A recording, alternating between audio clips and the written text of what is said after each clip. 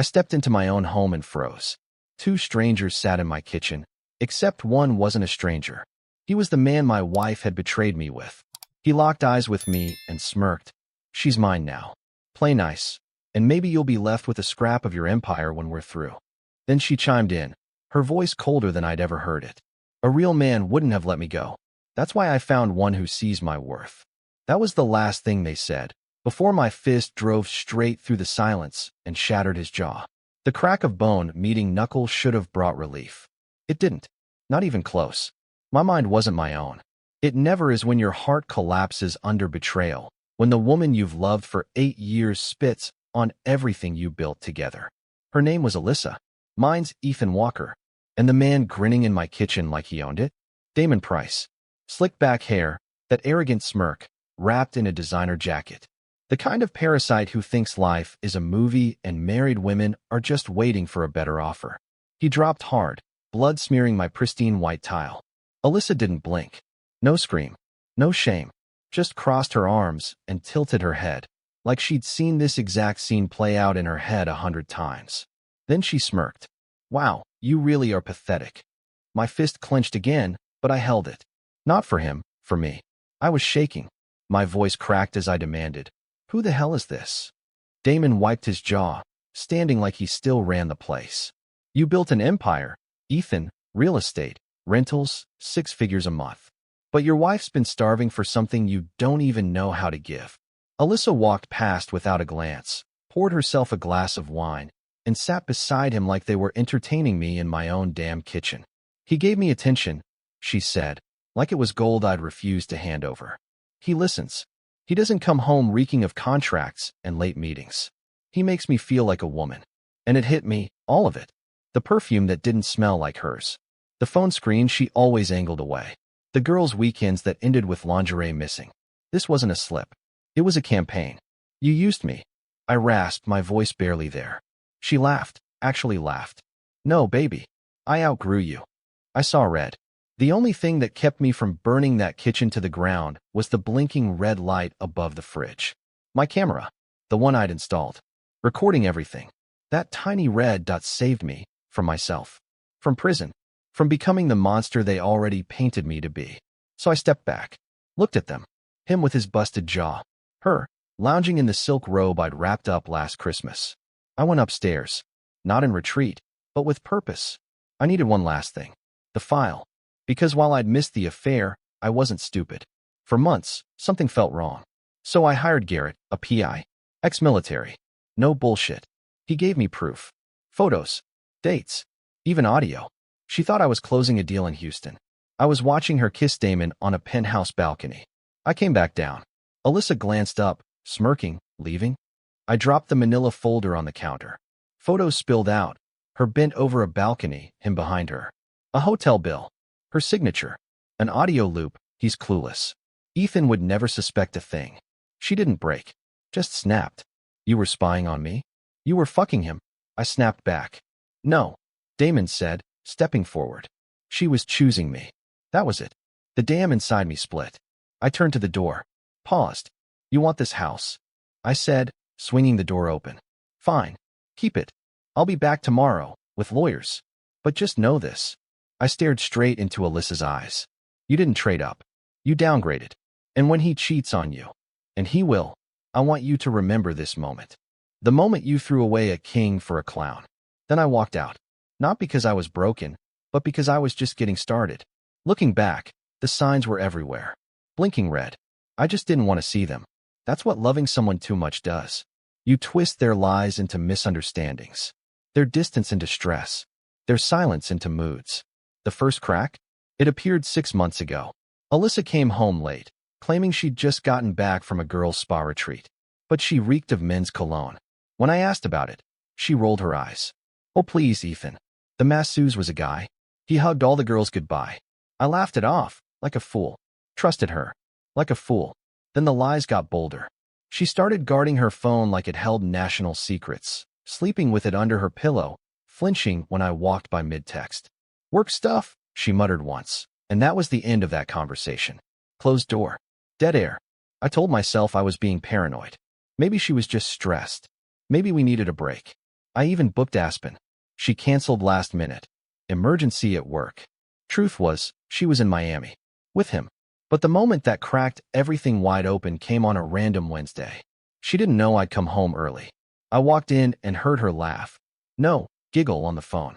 That laugh used to be mine. Now it was his. I stayed silent, just around the corner, listening.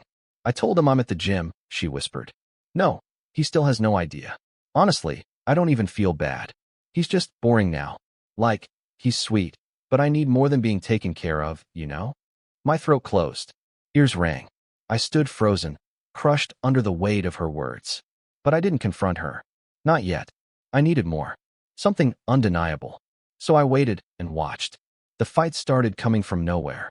She'd say I didn't look at her the same. That I was cold, distant. It was classic deflection. She was already gone, just looking for a way to pin it all on me. That's when I called Garrett. Quiet guy. Ex-military. No small talk, just results. 2 days later, he sent a message. You're going to want to see this in person. The pictures twisted my gut.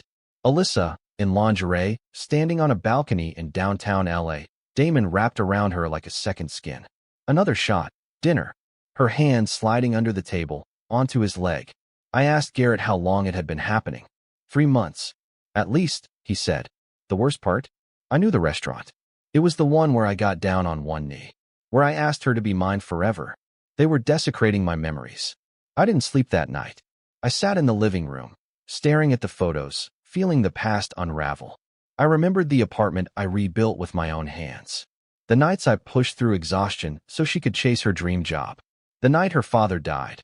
How she collapsed in my arms, sobbing, "You're all I have left." And now she was giving herself away like none of it mattered. I couldn't cry. Rage had burned the tears away. So I planned. The next morning, I left a note on the kitchen table. Meeting at 3 p.m. Big investment opportunity. Don't be late. It was bait. I made sure I was the one who walked through the front door at 2:45. And there they were, already inside. Sipping wine like they owned the place. That wasn't just betrayal. It was war. I hadn't slept. Couldn't. Every time I closed my eyes, I saw her face. Not the woman I married, but the cold stranger from those photos. And when I walked into my own kitchen and saw her with Damon, him with his feet on my counter, sipping from my glass, her draped in the silk robe I gave her for our 5th anniversary, it all snapped. You're early, she said, not even glancing up. Was hoping to finish the bottle before the fireworks. Damon chuckled. 1 punch. That's all it took. His jaw cracked like a bat against bone. The wine bottle tipped, red bleeding across marble like fresh blood. Alyssa didn't flinch. Just stared, eyes full of contempt. Real classy, Ethan, she said coldly. That temper? That's why I left. I'm still your husband, I growled. Not anymore. She crossed her legs like a judge on her throne. You stopped being my husband the moment you turned into a walking calendar. Meetings. Calls. Deadlines. You married your company, not me. I stood there, fists trembling, breath heaving. So you crept around behind my back? Slept with him? In our bed. That's when her eyes lit up, not with guilt. With something much darker. Pride, she said, her voice like glass slicing through the air. Damon makes me feel things you haven't in years. He touches me like I matter. You? Her eyes narrowed. You touch me like I'm a chore. My fists clenched. I almost lost it again, but I stayed standing. Barely. You could have told me, I said, voice cracking. You could have said something. And listened to you throw money at it like it's a business problem? She laughed. Cold. Cruel. I didn't need your solutions. I needed a man who knows how to handle a woman like me. Damon, still nursing his jaw, finally opened his smug mouth. You're out, Ethan. She's mine now. Just sign whatever she gives you and walk away. Or what? I stepped in, close enough to smell the wine on his breath. Things get messy. I stared him down. You think I'm scared of you? You think you're the first little boy to play king in my castle? I built this. I bled for this. And you think you can just waltz in and take it? He smiled, cocky, even through the pain. I don't think. I know. She's done pretending you matter. That's when Alyssa leaned in, voice low and lethal. A real man would never let me slip away. That's why I went to someone who knows my worth. That one line flipped the final switch inside me. But I didn't shout. I didn't break. I didn't throw another punch. I turned and walked out. Because that's what power looks like, not chaos. Not blood, but control. At the door, I paused. Looked back at them. Two fools sipping poison and calling it love. You really think this is it? Give it time. He'll get bored. You'll start to nag. And when that happens, remember this. Remember the moment you torched everything for a thrill. Then I stepped into the night. My fists still tight. My heart numb. My mind spiraling. I didn't just lose a wife. I lost an illusion. And illusions? They don't deserve grief. What I wanted now was justice. The night air cut sharper than it should have. Maybe adrenaline. Maybe shock sinking into my bones. I sat in the car, engine silent, just breathing. My hand still shook from the hit. My head still rang with her words. He touches me like I matter. A real man would never let me slip away. Each one echoed like a gunshot through my chest. But I didn't cry. Couldn't. What I felt ran deeper than sadness, something darker. A storm of betrayal, shame, and fury I couldn't name. This wasn't just the end of a marriage. This was the death of a dream. A future I'd built with my own two hands. I gave her everything. And she spat in my face. I drove. No music. No calls. Just the road and the wreckage in my head. Past the cafe she used to beg me to take her to on lazy Sundays. Past the park where we once walked hand in hand. Before love turned into routine. Everything now felt poisoned, even the memories. By 2 a.m., I was parked outside a 24-hour gym.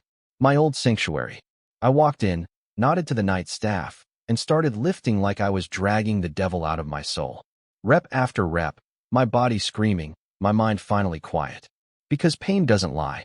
Not like she did. When I walked back out, dawn was breaking. I sat on the edge of my trunk, soaked in sweat, when my phone buzzed. Alyssa, we need to talk. Don't do anything stupid. Just sign the documents, and let's move on. No, I'm sorry. No reason. No soul. Just more commands. Like I was just another item on her to-do list. I stared at the message.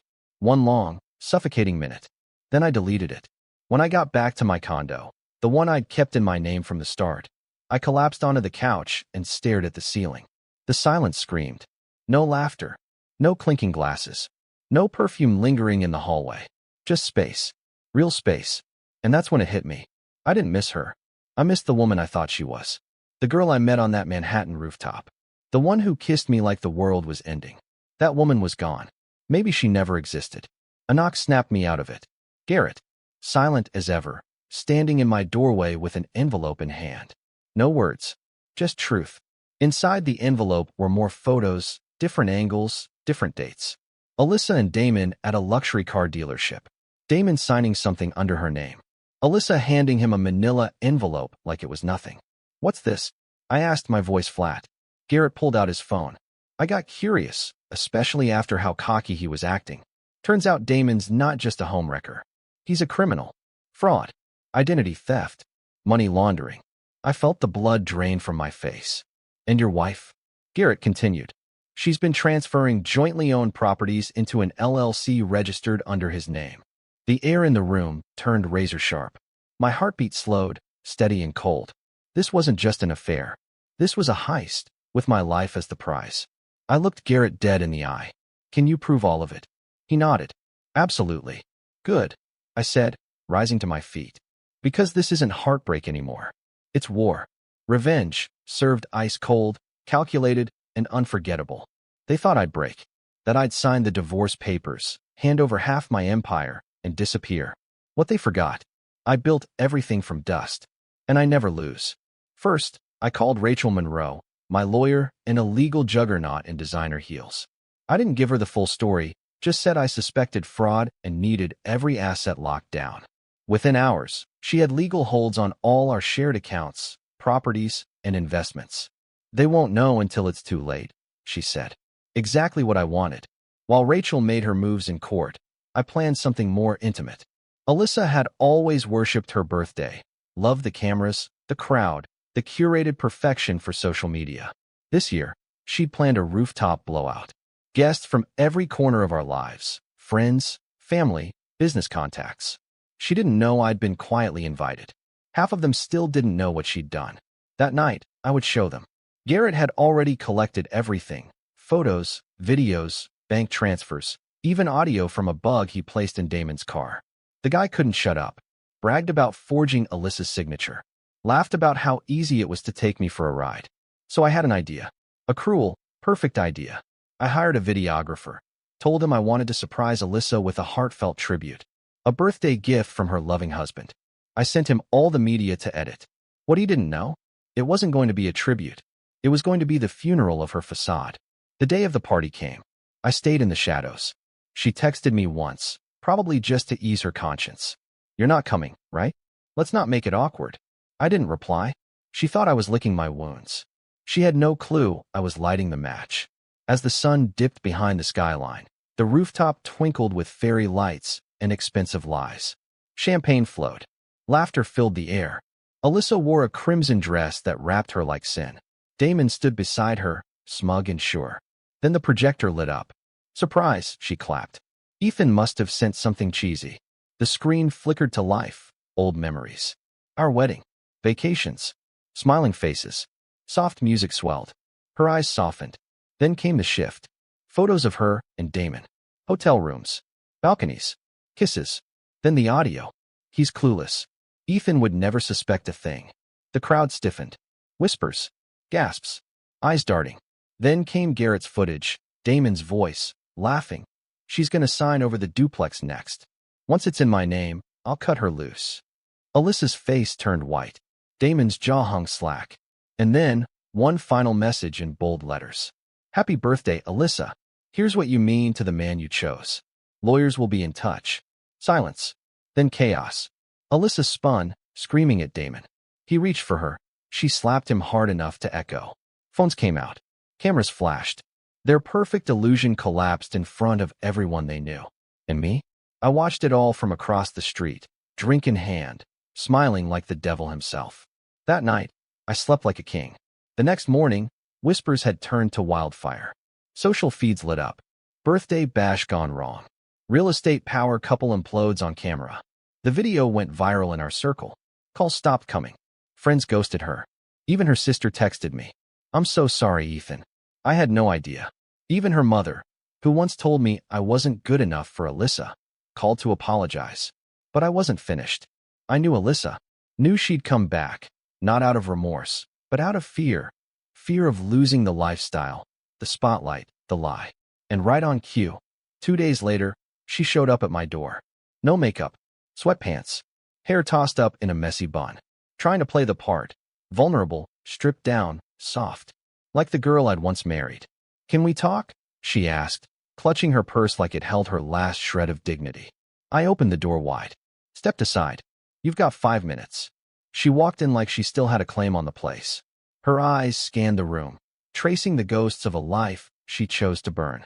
She sat down, hands folded, tone rehearsed. "Ethan, I messed up. I said nothing. I got caught up in something stupid. Damon, he manipulated me. Said you were cold, distant. And I believed him, because I was lonely. Still, I said nothing. You were always working. I needed more. I needed to feel alive." I raised an eyebrow. "So you felt alive sneaking off to hotels? Laughing behind my back? Stealing what I built?" Her mouth opened, then closed. She shifted. "Ethan, we were partners. I helped you build this life. I gave you my best years. I deserve something." My blood simmered, but I kept my voice steady. "Your best years? The ones you spent siphoning my money into his pockets? Mocking me in audio clips? You deserve something. All right, a lesson. People make mistakes," she whispered. "Don't throw everything away." I stepped closer. "A mistake is forgetting our anniversary. A mistake is saying something cruel during an argument. What you did," I leaned in. "That was betrayal. A con." Her eyes welled, but it wasn't sorrow. It was fear of consequences, of exposure, of losing. "I'm sorry," she said. "No," I replied. "You're sorry you lost." She stood fast. The tears vanished. Her voice iced over. "You think you've won? That humiliating me in front of everyone makes you some kind of hero." "I'm not trying to be a hero," I said. "I just want you out of my life." She stared at me, silent, tight-lipped. "You'll regret this." "I already regret ever meeting you."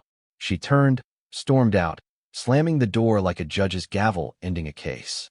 And just like that, whatever final ember I'd been clinging to burned out. But I knew it wasn't over. Women like Alyssa don't fade quietly. She'd try to spin it, rewrite the narrative, charm someone into cleaning up the mess. But I had one more card left to play. Because Damon was already under federal investigation. And Alyssa? She was on record, right there next to him. Her signature on forged documents. Her voice on damning audio. The next move was mine. The next morning, I met Rachel in her downtown office. She slid a coffee across the table and got straight to business. Ethan, I contacted the feds. Damon's already flagged. And with Garrett's files? You're not just the victim here. You're a key witness. Your wife, she's complicit. Can they both go down? I asked. Rachel smirked. Oh, they'll fold before this ever sees a courtroom. Their reputations won't survive the headlines. I leaned back in my chair, finally able to breathe. Not satisfaction. Something deeper. Closure. Sharp, cold, complete. She didn't just cheat. She tried to gut me financially and walk away smiling. But now, the walls were closing in. By noon, the feds had a warrant for Damon's electronics. Garrett had already tracked them to a short-term rental in West Hollywood. At exactly 1:17 p.m., the knock came. Federal agents. Gloves on. No warning. Damon was arrested on the spot, shirtless, ranting, demanding to make a call. He didn't know I'd made the call days earlier. But what I'll never forget was Alyssa, standing in the doorway, wrapped in that same red robe from her rooftop party, watching her lover get cuffed. Her voice trembled as she asked, "Wait, what's this about?" An agent turned. "You're being detained as part of an ongoing financial fraud investigation." She laughed. That unhinged, desperate kind of laugh. No, this is a mistake. I didn't do anything." Then they showed her the documents. Her signature. 3 forged property transfers. And just like that, her face drained to white. The mask finally cracked. She turned, looked straight into the surveillance camera above the door, and in that split second, she knew. She saw it all. Everything I'd done. Every step ahead I'd been. Game over. That night, my phone didn't stop buzzing. Calls. Messages. From friends, family, business partners, even people I hadn't spoken to in years. Everyone had seen the news. Local couple tied to multi-state fraud ring. Federal case pending. Her mugshot was everywhere.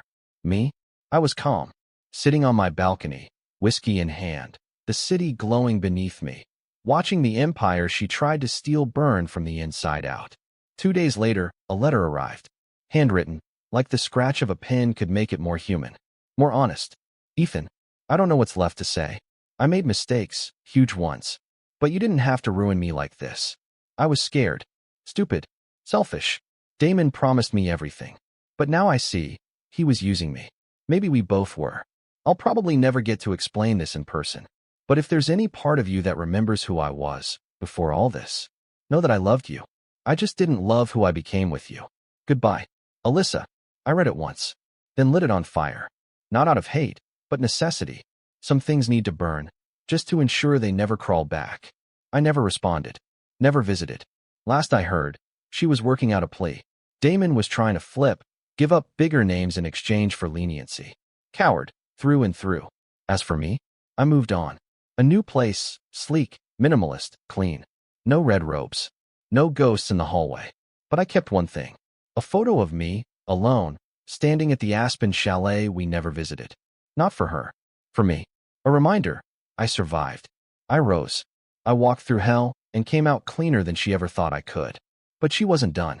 6 months later, silence shattered. I just returned from a quiet weekend in Napa, my first real vacation in years. Life was solid again. Business booming. Peace restored. Then I saw it. A letter. No return address. Just my name, scrawled in handwriting I knew like a scar. I almost tossed it. Almost. But curiosity, that one thread she still held, pulled tight. Inside, one page. "Ethan, I know I don't deserve your time, but I need one last thing. Just hear me out. I'm not asking for forgiveness. I'm asking for a meeting. 1 hour. In person. No tricks. No cameras. Just the truth. Alyssa. An address. A quiet cafe in Pasadena. Neutral ground." I stared at the paper, weighing the risk. She had nothing left to take. Not my money, not my name, not my soul. But still, part of me needed to see what was left of her. Maybe I just wanted proof she was finally broken. So I went. The cafe was soft, jazz humming, lattes steaming. I saw her instantly, by the window, wrapped around a mug like it was holding her together. No makeup. Hair pulled back. Her face was pale, hollow. None of the spark. None of the poison. Just ruin. Ethan, she said, barely above a whisper. Make it quick, I replied, leaning back, unreadable. She nodded, then reached into her purse and pulled out something that made my heart seize. A pregnancy test. Positive. Silence. Then her voice, fragile, trembling. It's yours. My mind blanked. I blinked, waited for the smirk, the manipulation. But her eyes held no games. Only fear. I found out after everything, she said. I was going to leave. Start over. Then this happened. I don't want your money. I don't want anything. I just thought you deserved to know. I sat there frozen, breath caught somewhere in the middle of disbelief and something I couldn't name. Every instinct in me screamed, don't trust her. This was Alyssa, the woman who lied, who cheated, who tried to gut me with a smile. And yet this wasn't in the playbook. This wasn't her usual performance. How do I even know it's mine? I asked, ice in my voice. Her lips quivered. We weren't intimate after you found out about Damon. You remember that. It had to be from before, just before everything exploded. I stared her down. You expect me to believe you now? No, she said softly. I don't expect anything. I couldn't live with not telling you. I exhaled slowly, waiting for the flood, rage, fear, something. But there was nothing, just numb confusion. A weight lodged in my chest that refused to move. What do you want from me? I asked. She shook her head. Nothing. I'll raise it alone if I have to. I know I don't deserve your help. I stood. You're right. You don't. I dropped a card on the table, my lawyer's number. Call her. Tell her everything. She'll arrange a test. If it's mine, I'll do what's right. I leaned in, my voice low and clear. Not for you. For the child. But understand this. You don't get a second act in my story. You're a chapter that ended in flames. Then I turned and walked away. And for the first time since this hell began, I didn't look back. Not at her. Not at the ruin behind me. Just forward. Into whatever the hell comes next.